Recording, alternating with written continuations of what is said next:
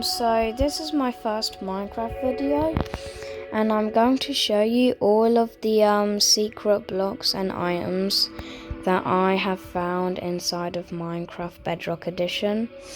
I know there's more, but these are just most of them. So we have a normal command block. I'm sure most of you know what this is and how it works, so I'm just going to skip this one. Next we have a command block minecart. This is just a normal command block, but except it's in a minecart. Then we have a chain command block. I'm sure most of you know how this works as well, and same with the repeating command block. But if not, then I'll probably tell you in a later video. Next we have a bedrock block. I'm sure most of you also know what this is. It's basically a block that is invisible and indestructible in survival mode. Here we have a structure void. I'm not exactly 100% sure what to do with this block, but I'm pretty sure it has something to do with the structure block, which I'm about to show you. So this is a structure block. Basically, with this, for example, if you have a village house and you place that in this block, basically you can save the village house and then paste it. Next we have a jigsaw block. These are very complicated, as you can see, and I don't know how to work them. But maybe one of you guys do, and if you do, then you can comment it down in the description below. Next we have an allow block. This is basically a block where, if, for example, if you're in adventure mode and there's a block above this, you can break it and place something on top of it. So yeah. Next we have a deny block. This is good for survival. So if you place a block on top of it, then you can't break it. Yeah. Next we have a border block. Basically for this, you can't jump above it to get over it or under. So the only way in survival mode to do it is just by, well, either walking beside it or just using an ender pearl.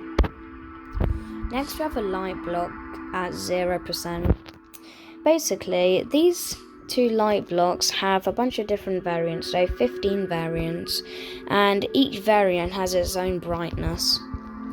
For example, if you hold the light block at 15% at night time, then it would have a light radius of 15.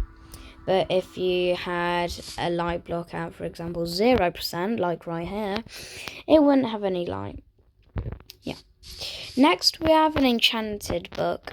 You might think this is just a normal enchanting book, but it's not. Because I think it as more of a placeholder, because you can't actually enchant anything with it. So yeah. I'm sure most of you know about the Frostwalk enchantment. Basically, if you don't, then it's an enchantment which you can put on your armored boots, where if you walk on water, it will turn into ice. Pretty cool. Basically, this block is that type of ice. You can't get it normally, so you have to use commands with like the rest of these items and blocks. Yeah. Next, we have a wither spawn egg. Not a wither skeleton, a wither, like the boss. It actually has its own redesign in the latest update, as you can see. So it might get added eventually, but you never know. Next, we have an ender dragon spawn egg. Basically, same thing with a wither spawn egg. So, yeah. Next, we have an iron golem spawn egg and a snow golem spawn egg. Basically, with these, well, yeah, it's just the same thing. Then we have a spawn egg. Like the enchanted book, this is just a placeholder, so you can't actually spawn anything with it. Next, we have an NPC spawn egg. I'll talk about this in a different video. These are basically like villagers, but they don't have any, they don't do anything, any command. You can also make them do a bunch of things manually, and yeah, they're quite cool. Next we have an agent spawn egg. I'll talk about this in a different video, probably the same video as the NPC spawn egg. So yeah, bye guys.